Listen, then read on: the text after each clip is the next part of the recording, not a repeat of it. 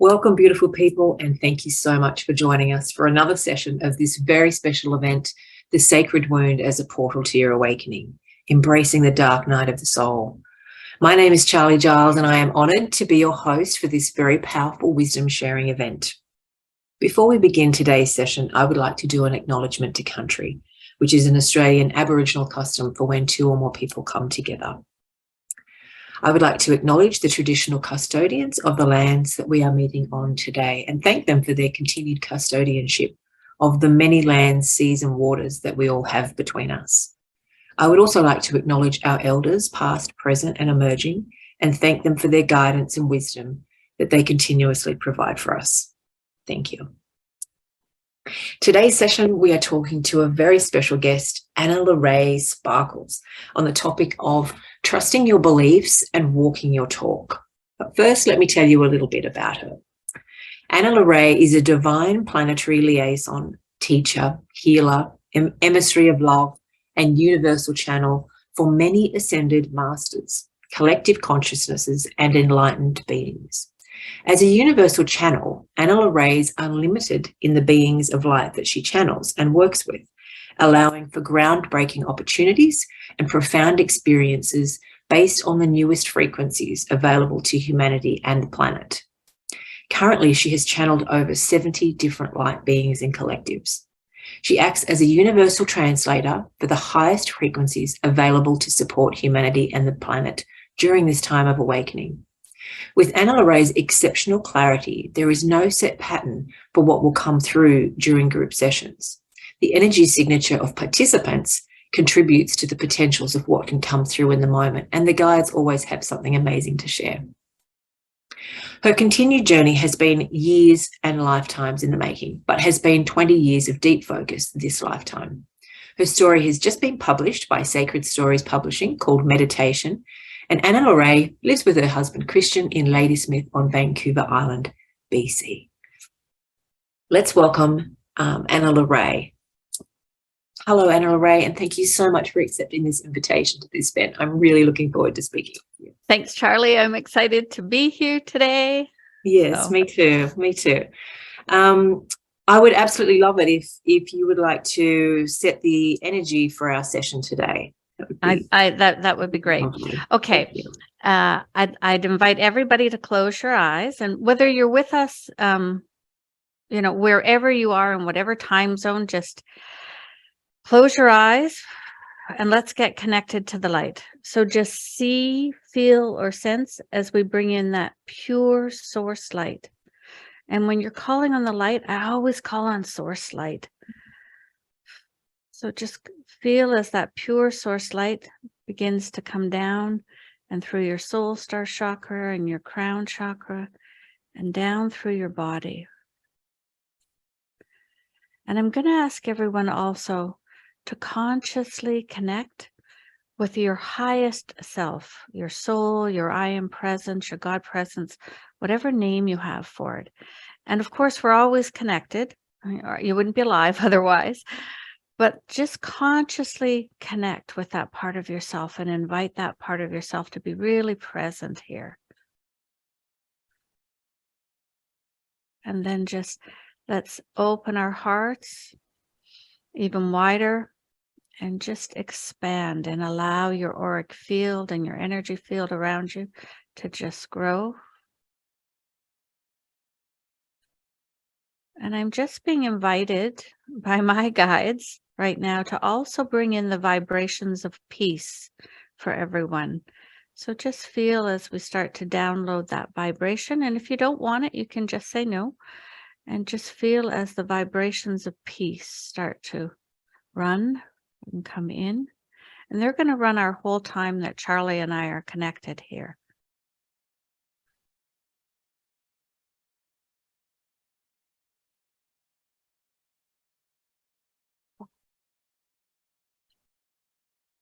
There we go. So whenever you're ready, you're welcome to open your eyes, or you can keep them closed, whatever feels best for you.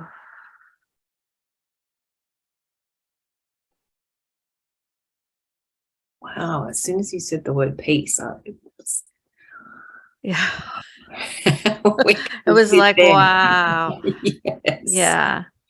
that was beautiful. Yeah, I could just sit here in peace. Me too. Mm. Thank you. Thank you for that. Um, I think with the topic, resonating so much for so many people, I think it might be a nice place to start, perhaps, for people to have a little understanding about how you got into this. How I started my journey. Yeah, how did you start your journey? Well, it's kind of funny. I grew up in a Christian home and went to Sunday school and did all those things. And then at about age 16, I completely rejected it all and became pretty much atheist for a large part of my life. And which I look back now on, and it seems so ironic. And but eventually, where I really started to awaken, I was living abroad in Russia. And I was having a crisis was coming up, and friends pointed to me to a book called The Celestine Prophecy, and I had never heard of it, and I didn't get it. I got it when I was in Canada at one point, and I've read the whole series a few times, but it really started me on my journey in terms of the coincidence is what captured me in the very first book the most. And by that point, I had moved back to Canada, and as I was starting to follow the coincidences, of course, more came, right? And that just sort of rolled and rolled and rolled. And I met someone down in Mexico who turned out to be a lifelong friend, many lifetime long friend, and who is still my, closest friend here. And she introduced me to crystals that started to vibrate in my hands, and those kind of things started happening. And then at one point, I was no longer working. I had lost my job, and I was an HR director in hospitality. And I got connected. Friends of mine called me and said, "Analarai, we want you to look at this website." And I looked, and I was like, "Okay." And then the next day they called me back and they said, "No, we really want you to go in and look at this website." I'm like, okay. And I really trusted these people. And I now look back and know they were highly evolved beings and very, very awake, and they were helping guide me. And when I read this, it was about an Australian woman who was coming to Canada to do her first workshop to find 250 of the water healers on planet Earth, priestesses that had been preordained to come and help heal the waters of Earth. And she was at that time an actual scientist. She had 3 different degrees from different countries and was one of the world's leading experts on water on the planet. And she left all that to do her spiritual work around water. So she was coming, and I'd never meditated. I'd never really done anything other than play with, oracle cards and crystals and follow coincidences now. And here I was not working. And so as I'm sitting reading all of this, she's coming in the end of August that year to outside of Montreal, which was driving distance from where I lived, for a 2-week silent retreat. So anybody that ever gets to know me know that silence is not my middle name. And so I'm sitting reading this, and all of a sudden it's like electricity running up and down my body, up and down, up and down. And by then, I knew, because it had happened a few times, that when that physically happened to me, because I was so mind-based at the time, so, business-like, that it was divine truth for me. It was divine truth. And I don't know how, and it had happened a few times before. And so I looked and I went, oh my gosh, I'm supposed to go to this. And here I am unemployed. I looked at the money in the bank and what I have to pay in rent. And by the time I came back, there was only going to be 1 more month of support from the government, like unemployment insurance. And then I would be flat broke by the time I paid for all this. And it was like, I knew I had to go. So my friends thought I was crazy. My parents thought I was crazy, but I followed. And I think it's where I really started, following. And it was the most profound. There wasn't 5 minutes of silence. She was a Colombian, so she's Latino. So she was less quiet than I was. And it was this profound experience. I was the youngest person there. I was the most naive person there, because there were 12 participants in her, and they were all big time healers from around the United States. And they'd been in healing and channeling and reading cards for like 20, 30 years. And this is, 20 years ago now. So they were like sort of the forerunners. And here I am. And, what happened there, I had a very, very deep spiritual awakening that was deeply profound. I'd been there about 3 days. And what happened was, I fell asleep in every meditation because I'd never meditated before. And people would come out and she'd say, "What was your experience?" And I'd fallen asleep. And people would say, "Oh, I went up to the Ashtar command ship and I did this and I did this." And I thought, oh my gosh, I'm with a bunch of kooks. Like, I had no idea who any ascended masters were. I'd never heard of any of this. And I'm like, oh my God, they're all crazy. What am I doing here? So I went to bed. I think it was about the third night. And I can remember saying aloud, and this was really clear, if I don't have some sort of experience, I'm going home. Well, you put it out to the universe. And so the next morning we were in meditation and we were going somewhere I'd never heard of, Lemuria. I don't know, what's Lemuria? So she was doing guided meditation, and you had to take your brain out and leave it in a hammock on a little island. And then we were going into the water, was part of the guided meditation.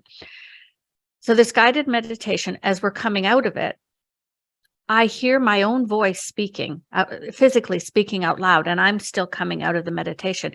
And I hear myself saying, "I have my tail again. I have my tail again." And I had full recollection of a life as a mermaid.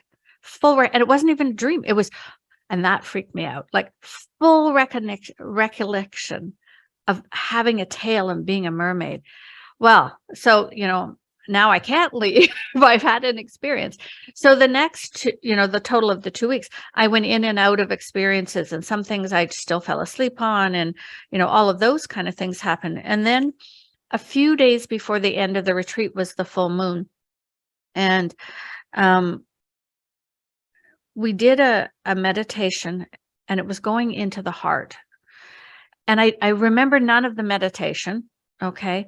But what happened is, we were all laying on the floor in a circle, and what I can hear her, when you're deep in meditation and someone's talking, it's like they're way down a tunnel.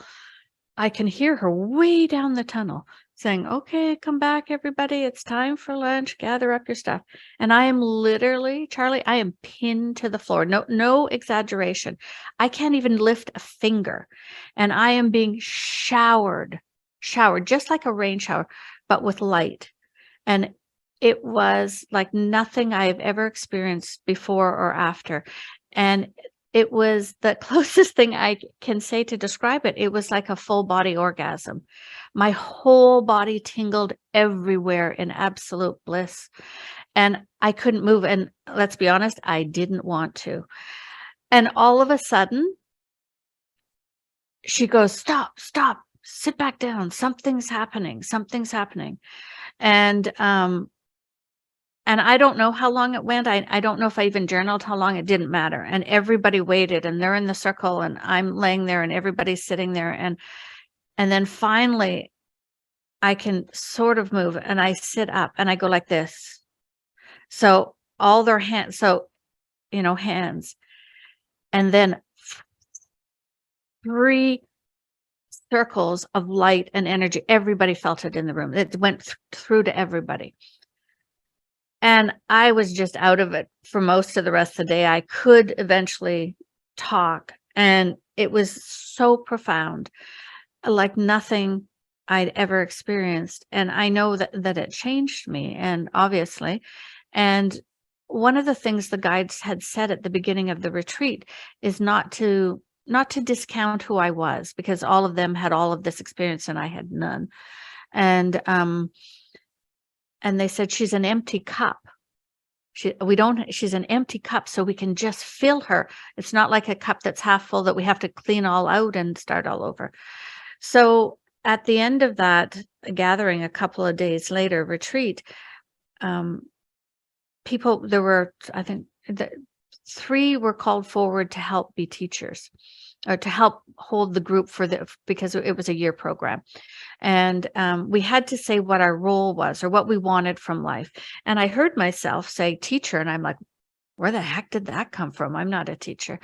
And so then I became one of what they called the assistant mumaras at that time, to help with the group. And we had monthly calls, but I struggled deeply with it because I couldn't meditate alone at home. It took me a year before I could. I had, all my triggers were coming up. I didn't feel worthy, you name it. And it sort of went from there. And then the next retreat I had to organize, that was in BC, British Columbia, Canada. And then, it went from there, and I graduated as the first water healer. And then the next one was in Hawaii in the following year. And that's when I started channeling. And my teacher came up to me and said, you're doing the next meditation, you're channeling. And I'm like, oh my God, no, no, no, no. But I got up and I did. And I was so amazed at everything. And some things went a little wonky in the very first time as I was walking, but by the end of the channeling, everything was aligned and corrected in the guides, and everybody had a big experience and felt it. And so then I went on to, do all that training with healing and channeling, and I can't imagine my life any other way now, but it was, so and then eventually, so I was still working in corporate and human resources. I had moved after the first gathering or retreat. I had moved to British Columbia on the west coast of Canada and worked at a resort there. And then I had come down to Vancouver Island, which is off of the coast, and worked at a big resort there and set up all their HR. But I was reaching the point, I was doing my vacation time. I would go and lead spiritual retreats with 2 other people. So I never had any time off. And I got to the point where my guides were really pushing me to leave and do this full time. Not pushing, encouraging. And I was too fearful, and there was no money. I was alone. I lived alone. I had a mortgage to pay and dogs to look after. And how could I leave a big paying corporate job, And so, when you sort of have that resistance, what happens? Things start happening. And, for a year, I came home every night and cried after work. And I started not sleeping well and having nightmares and all kinds of, like those kinds of physical things. And then I had to have surgery on, I had a little growth on my eyelid that was blocking my vision. And so I was off for a few weeks. And then I had there was a big thing that happened at work after, about how much time I had taken off to heal. And it was like the straw that broke the camel's back. And I walked out of my boss's office on a Friday night, and I cried all the way. And I was going to a weekend spiritual retreat that I was a participant, and I cried the whole time. Nobody, everybody hugged me and nobody asked anything. I cried the whole time.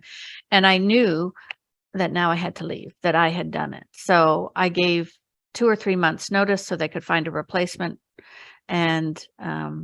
And then I left, and the day my going away party was on a Friday, and my mom died. My father had died died on the Sunday. So it was like she's like, okay, you're out. I can go now. And she'd almost died 2 or 3 times. She had been ill for quite some time. And so then the next 6 months, when I thought I was going to be starting my business, ended up being, going back and forth to Ontario to help my siblings and to sort through the estate and grieving. And I realized how physically exhausted I was. And so it was 6 months later, sort of in January, where I woke up one day and went, and I had planned enough that I had 6 months without income, that I could scrape by on no fancy stuff, but I could get by and pay everything. And I figured in those 6 months, of course, I'll get the business up and going. Well, at 5 months, I sort of sat up and went, oh no, oh no.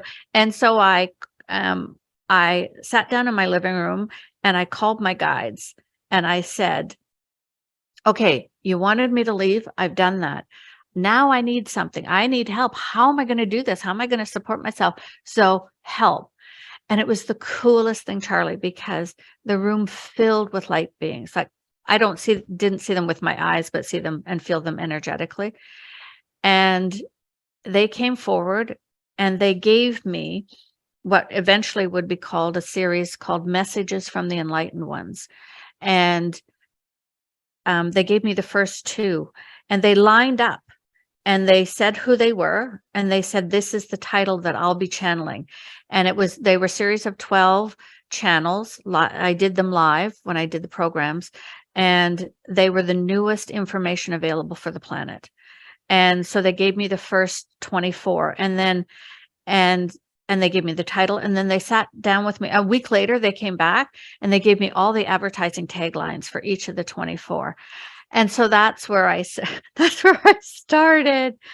So that's kind of, and fast forward now, I've been doing this a number of years full time. My company's called Sparkles of Love, and I got the .love when it came out. And I do private sessions with people, and I still do all the channeling, and I do a big piece of planetary work, divine service, planetary work. So, and I follow and trust my guides explicitly, and that has really changed my life, really, really changed my life. So that's kind of it in a nutshell where. Oh, what a beautiful, beautiful story. And you're so right. I do resonate with so much of what you said. I feel a very similar path there. And I love that you've brought up, the challenges of, just because you get these moments, the challenges of the practice and the continuation of things and the faith that you have to draw from. Right? Oh my gosh. Mm-hmm.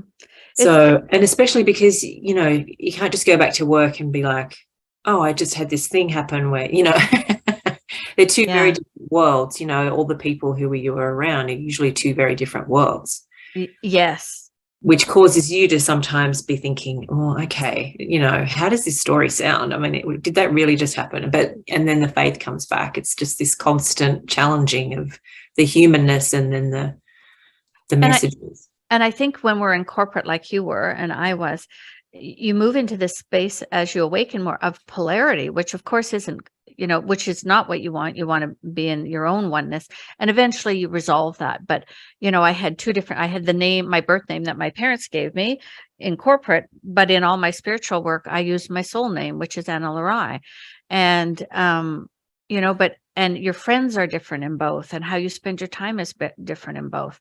So it's that, that struggle that comes up as you find who that true identity is and where you want to resonate. Yeah, absolutely. And would you like to possibly go more into the idea of, the faith part, how we can really step into that? Yeah. I'm going to give you a couple of examples for me. I guess for me, I'm so naive in many ways. I thought everybody, had faith, and I thought everybody could channel, and bring through anybody. I all those things. So when I started doing healing, I started working with Dr. Lorfin, the head of the Galactic Healers, and I think he helped teach me trust and faith, because I would when I was learning, when I had just done by the second retreat with my teacher at that point, you had to have clients every week, nobody that paid, just friends, to practice your healing. And I would get ready and I'd merge with Dr. Lorfin, and then someone would be on the table and all these things would happen, and I'd always have to share what happened. And every single time, there was something in it that the client said, how could you know that? That resonates. Oh my gosh. Or my hand would move here and I'd hear kidney. And then after, because I don't know anatomy, after I'd get my anatomy book out and I'm like, oh my God, that is the kidney. Like every single time there were affirmation after affirmation after, so I really started trusting what I heard. And so the more I trusted, the more that came through. In 2020, I'll give you a short example and then one that was really profound. It was Christmas. We had just moved in a few months ago into our house. I had gotten married, and it was just before Christmas. Friends were here, and I started my physical heart started like doing really weird rhythms and pounding and all of that. And it really freaked me out. Okay. And by now we're in COVID, right? And I'm, I'm like, oh my God, am I having a heart attack? Should I be going to the doctor? Should I go to the emerge? What should I do? And then I go in and I ask and I muscle test and I ask my guides and I hear, no, you're safe. You don't have to go. So I'd be working on myself and my husband's there and my friends are helping and I'm just, and then things would calm down. And then a few hours later it would come back. And I did this for days, like all over the Christmas holidays. And each time my fears came up so strong. So basically I was really working on my fears of going to the hospital. And the funny thing is I'm not afraid of like my dad was a doctor. I grew up in it. So, but during COVID and people didn't want anyone near the hospital. So, and every time I went in, I checked and they said, nope, you don't need to go. You can, if you want to go that route, you can, but you don't need to. So I worked on it and it kept coming up and then it got better. And then finally, just before the new year, I said, okay, if this happens again, by this date, then I will actually go to the doctor because now I don't know what else to do. And my mind needs to quiet. I hear my guides, but my mind is just going into the fear too much. So it happened again. So like on January 2nd, my husband and I packed an overnight bag because I didn't know what they were going to do with me. And the fear was just pouring everywhere. And we went to the local hospital. But by then it was no one else could come in with you. And I had to put a mask on and I had a mask exemption and, and of course, fears like through the roof. My guides are all there and I know they're there and they're like, you're okay. You're okay. And they take blood work and they do tests and they listen to my heart and they take my blood pressure and everything. And basically they say, wow, your heart is really strong. It's just really healthy, really strong. We've taken some blood work and your doctor will call you, but you're all good. And all of a sudden it was like, and it never happened again. And then my doctor called and said, I don't know why they ordered all this blood work. Your cholesterol is just a tiny bit high, but everything looks good. And so it was like the mind could settle. I'd like to share, if it's okay with you, the biggest one I've ever had. And I've never shared this publicly. So I lead gatherings or retreats. Week-long retreats. And by this point we had done, I think this was back in 2019. And I want to say it was our 15th or 16th, 14th, like we'd done more than a dozen already. Okay. And they were all in person at that time in different parts of the world. But this one was here where I live on Vancouver Island. And it was up in north of the island. And, so my ground crew there are 5 of us and they're the people that help me, my team. Okay. In human form. And then I think we had 20 some attendees. I don't remember. And it was set up for 6 days. And, we had Sunday was the first day. We had set it up that it was in September and we were going whale watching on day 2. So we were going to drive a couple hours north, get on the whale watching boats, be out on the ocean, call the whales. And I never know what the topic's going to be, the alchemy who I channel, because it's always divine service for the planet to help with the Great Awakening. So we never know till we get there based on who's there, planetary energies, all of that, the divine plan. So one of my ground crews there, she's as healthy and fit as they come. She's in her I want to say her 40s. Okay. And all of the ground crew are there and our sleeping space is below the sacred space and everyone else is in little cabins around. And all day she'd kind of had stomach problems and I'd worked on her a couple of times. And that night the ground crew and a couple other people were going out for dinner. A lot were staying on the resort. And so we'd ordered our dinner in the restaurant and she said, I don't feel well. And so she went into the washroom. She didn't come back for a bit. So I went back in. She said, I'm really having stomach problems. And I said, okay. And I worked on her again. And then she said, I think I just want to go back. So we went back out and I said, I think I need to she said, no, I'm going to go sit in the car. I said, okay. She said, I just want to relax a bit. So she went and sat out in the car. And then she texted me, I said, Analarai, I think I need to go back and lay down. So people were having dinner. I said to a friend of mine who was there, I said, Laura, would you come with me? So, if Maria's not feeling well. And Laura is a body talk practitioner, a very excellent one. And so the guys were staying there, and we were going to take the, 8-minute drive back to the resort.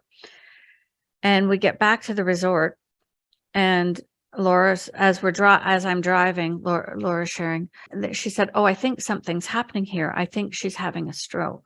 And we get back to the resort, and we call one of the other participants as a paramedic, and we can see that part of her face is drooping, and she's out of sorts. She's out of it, and we can hardly get her body to move. And I'm freaked out, and Laura's been working on her the whole time, helping her. And we call Cindy, and Cindy comes running over, and she goes, yeah, she's having a stroke. And so we call 911, and the paramedics come, and Cindy's helping her, and who's our attendee, who's a paramedic. And I'm just like beside myself. I'm calm, but I'm like, oh my God. And I'm just calling on all the help we can. And the paramedics come, and they take her to the local hospital by Emerge. I call the guys at the restaurant and say, this is what's happened. We'll come and get you, because they didn't have a car now. And we're sitting in Emerge, and I have to call her husband in the States and tell him. And I'm like, I'm going to cry. And I'm like, I have more clearing to do on this. And we're just stunned. Nothing has ever happened like this physical at a gathering. And I can't believe it. And I'm in this space of, what the hell? Like, how can this be happening? We are in the most protected space on planet Earth when we do those. We're so protected, and we're not her family, so we can't get in to see her yet. And all we know is she's really bad. And they say we have to airlift her to Victoria, which is by that point a 4-hour drive away. And they said, we've called in the emergency helicopters, but the winds are so high they can't get here yet. And we're like, oh my God. So we call her husband, and I have to tell him, and I've never met her husband, and I have to tell him everything. And I said, they're airlifting her to Victoria. You've got to, get up here. And I don't know what's going to happen. And it was, and we stayed hours there, and just kept sending her love. And when we went to go and work on her energetically, her highest self came in and said no. So we had no permission. And I've always worked only when I have permission. You can send love anytime, but healing, we got an absolute no. And I understood, and the guide said her soul needs to choose whether she stays or goes. And I was like, oh dear, it's all coming up again. And so here the 4 of us are sitting in the waiting room, not knowing anything. And really like, and then part of me, as I'm worrying about her, I'm like, oh my God, I've got 25 people here. What am I going to do for the gathering? How am I going to do this? I need to be with her down in the hospital. And then I think, no, I've got 24 other people who've come from around the world, have paid, who are here for the week to make a difference. And tomorrow we're going whale watching, and so we decide that. So that night, I sent an email to the whale watching company and saying, we can't come tomorrow. And we had the whole boat. So like, they weren't happy.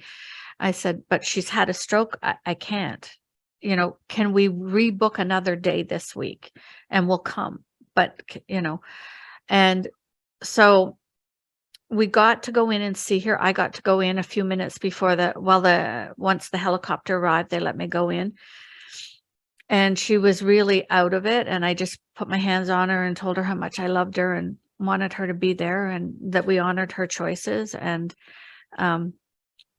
she looked so awful, it was just, and she could say a few words, and she knew who I was, but It was just, and I walked out of there and I just burst into tears. And so the helicopter left, and I had called a mutual friend of ours that used to connect with a lot. And I called this friend and said, I can't go with her to Victoria.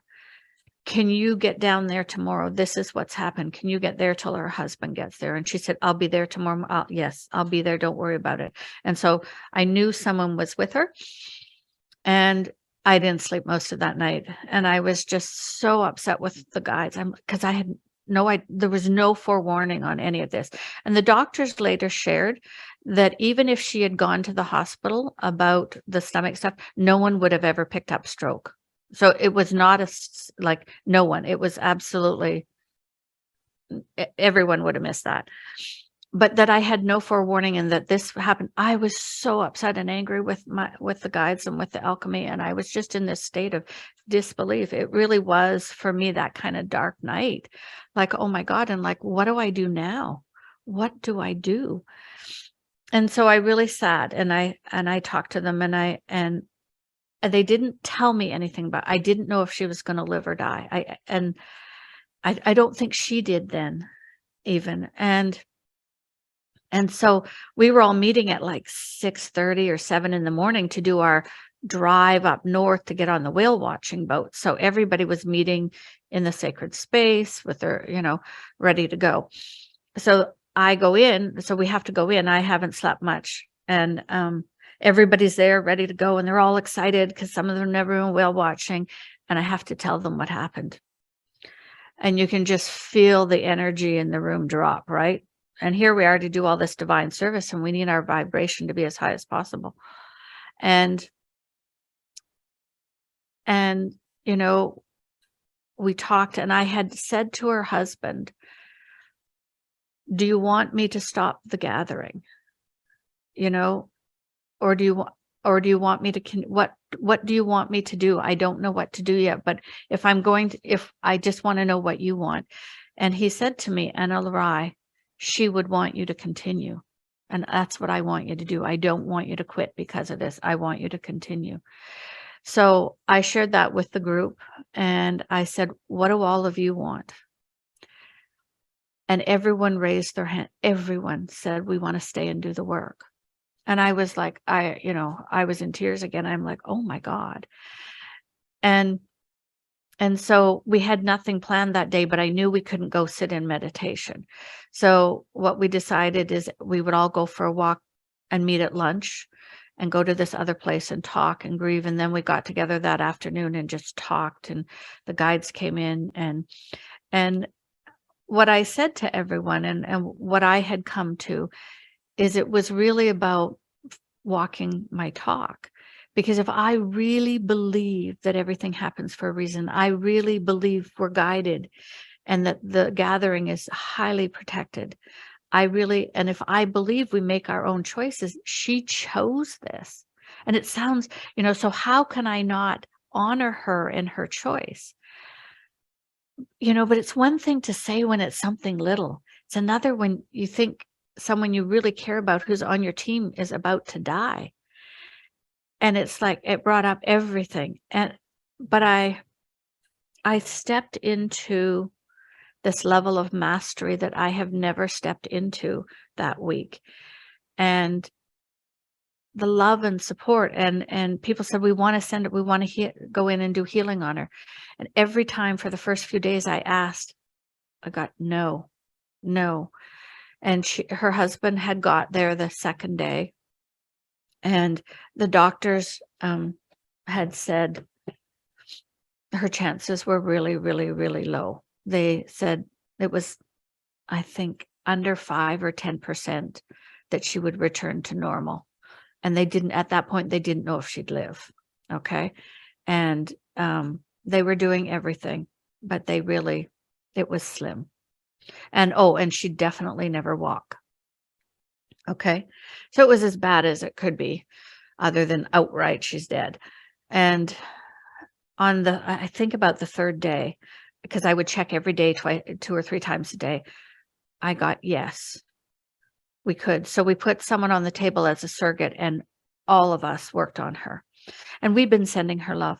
But what happened with the gathering is what became the subject is it became about grief and about how much grief is held on the planet. And on our last day is usually the day we do the biggest work, and we don't share it. So I don't think we've even ever announced this because the alchemy keeps everything pretty quiet and under the radar. But on the final day, when we'd been building, we went into the collective consciousness of humanity, and we released a huge piece of, I'll call it calcified grief that had been manipulated. So grief is supposed to flow like water. It's supposed to, ebb and flow, and it releases and you move on. But what had happened, there had been some, I'll just say, outside manipulation, never knew how, that had calcified all this grief that was held within the energetics of humanity.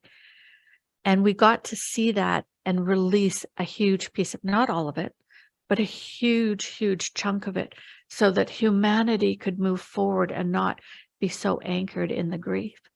And that was her gift to humanity and to us. And it was like, it was so profound, so profound.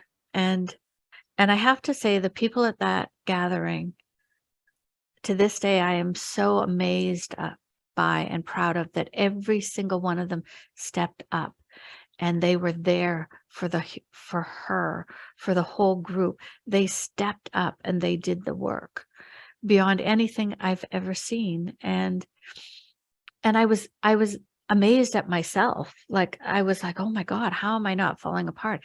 And this new level of mastery and support came in. And then, so about 4 days after the gathering, when we were heading home, we called and we drove all the way down to Victoria because I had to go see her. And she speaks 2 languages. And we walked in and her husband was there, and I got to meet him. And when he hugged me, I cried a lot then. And, he thanked us for all we had done. And he really felt that it made a huge difference. And he doesn't, this isn't his thing. He supports her, but it's not his thing. And she sat up and saw my husband and spoke to him in German. Okay. Talked to me in English, got up walking around. This is about 8-9 days later. Okay. She has now made a complete full recovery. She had within a year. The doctors couldn't believe it. They said, how is this possible? And she has no memory of what happened. So part of this, I'm going to ask her if she wants to listen to hear it. So for me, it was probably the biggest challenge I've ever gone through in my life. It really was a dark night. I really had to come to terms with, if this is really what I believe, then I have to walk this talk. And if this is really what I believe, then I have to show all these people what that looks like, who are here, that are counting on me. I have to support her. We're here to do deep level planetary work. And if that hadn't happened, we wouldn't be releasing grief. We wouldn't have done what we did.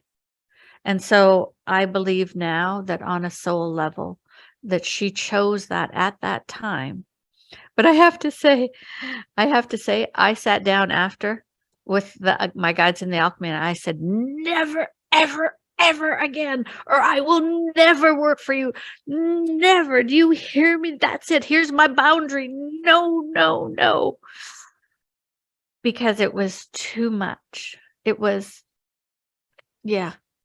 So, that wasn't obviously my awakening, but it was the dark night that moved me into deeper layers of myself and mastery, and of really what I believe and how you walk your talk.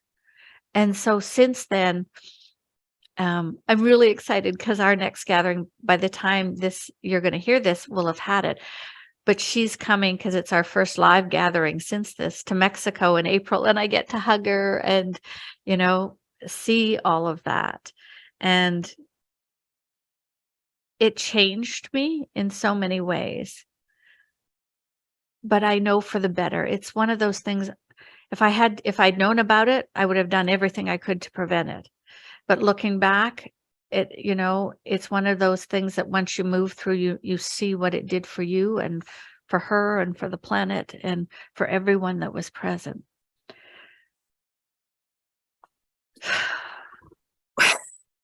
I know it's a lot. That's a very powerful medicine story. I mean, I have no words. It's so moving and so profound. There's so much alchemy, there's so much emotion, but the fact that they're leveling you up, they've leveled humanity up, and she's been this amazing vessel for this process. I just I can't add to that. I'm so honored and grateful for the energy that you've shared with that. That was amazing. Yeah. Well, thank you for letting me share it. And I did ask permission of her written form, so she knows that I would share this. And first of all, I want everyone to know it's completely safe to come to the gathering retreats. You're all good. I don't really know where we can go from there. I don't know that there's anywhere to go from there. No, I don't think there is. I think that's just perfect, and we, that's a lot to little. Just let's settle. The energy of that story is so beautiful. I don't want to. Yeah. So, I mean, I'd like for you to share a little bit about your free gift, and obviously you've talked a lot about what you do already, but perhaps there might be something directing people to your website.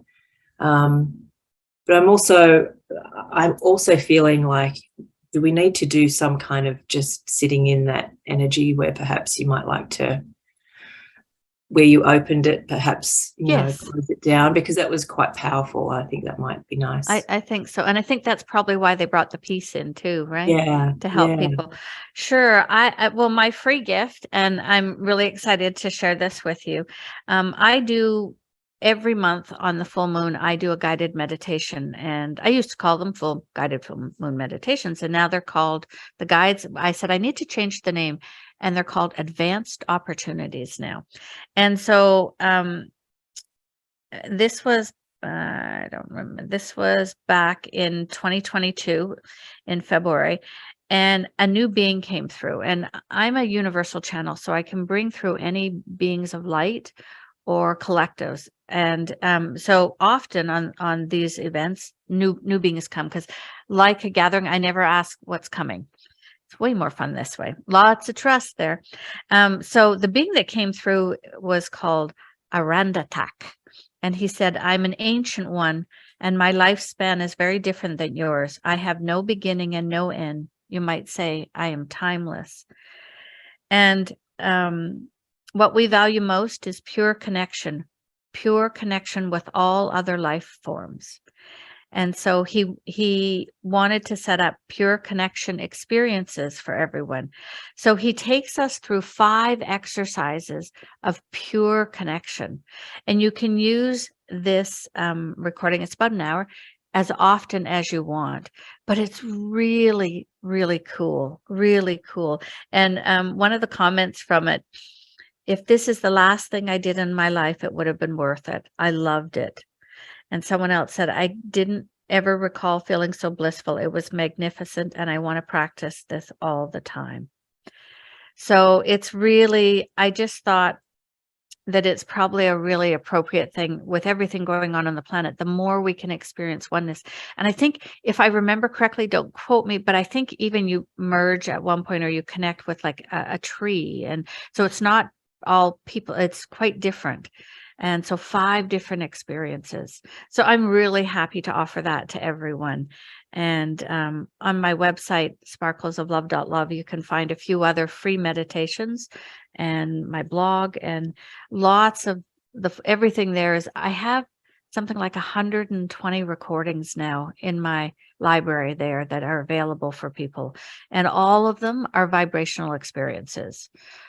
a lot of what I'm finding, I don't know about you, Charlie, but right now the guides, because the veils are getting so thin, the guides are bringing through all kinds of new tools and processes and energies that have never been available on the planet right now.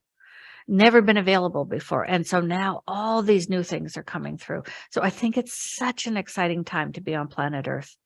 Really, really exciting time. So, Yes, agreed. And I'll have all of those details for everyone available so that they can click on okay, links and have a look at perfect. your website. Yes. Perfect. Right.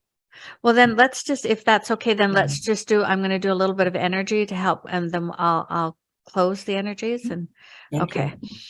All right. So everybody, I'm going to ask you to close your eyes again, and just, if you need to, expand a little bit, and the piece has been running the whole time, and the source light.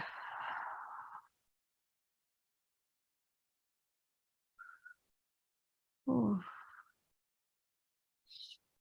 And we're just going to bring through a couple of other vibrations and energies and just let them flow. Just 1 second here. And the first one is self-love. Just that opportunity and vibration to be able to love yourself.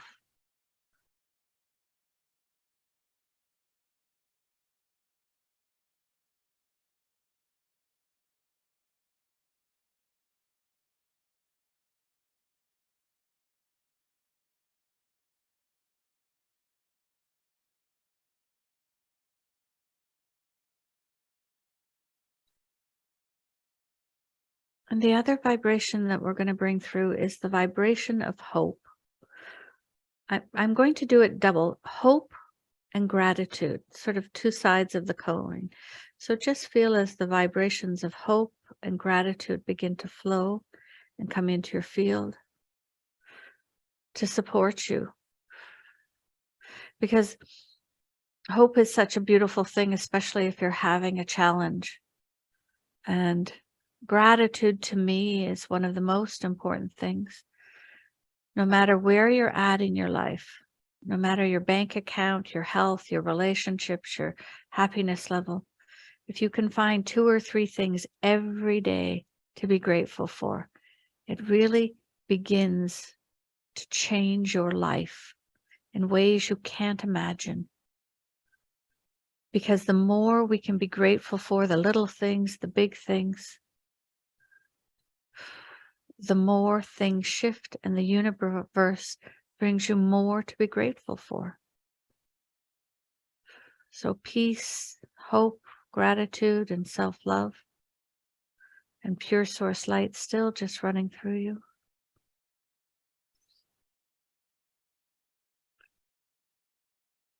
And each time, if you listen to this again, these vibrations will come through.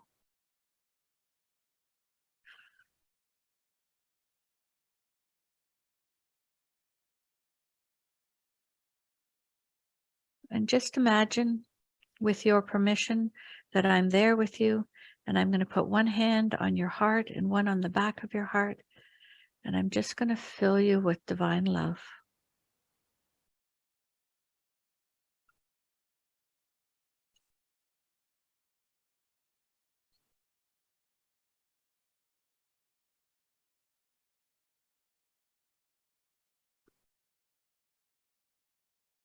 And the last thing I'm being guided to share with you is I want each and every one of you, there's no one missing from this, every one of you, I want you to remember that you're a magnificent being of light, and that in this time of the Great Awakening, the most important time on Earth's history, the most important time, as we're raising the vibration and the consciousness and shifting out of the 3D, remember that Source sent the A team, the best team. They didn't send the B team or the trainees, they sent the A team, and every one of you is part of that. Every one of you, no matter what your circumstances in life are, no matter if you don't like yourself, if you don't feel you're doing enough, if you're dealing with an illness or a divorce or challenges, you are part of the A-team, and you're part of what makes this awakening happen. And we honor and thank you for being here now.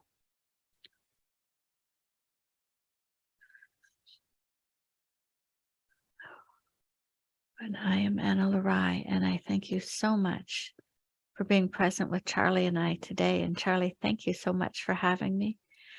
And these energies, if you allow them, are going to run another hour for you, even once the recording's off, just to support you. It's been so much fun to be here with you, and I can see by sharing the story I did, I really have a few more emotions to release around it. So I got my work to do. No, that's beautiful. I'm absolutely honored that you shared it with us, and I'm sure everyone listening will appreciate that too and hear that emotion. It's very real. It's beautiful. So thank you so much for your time. It's been just absolutely wonderful. And yeah, thank you. Thank you too.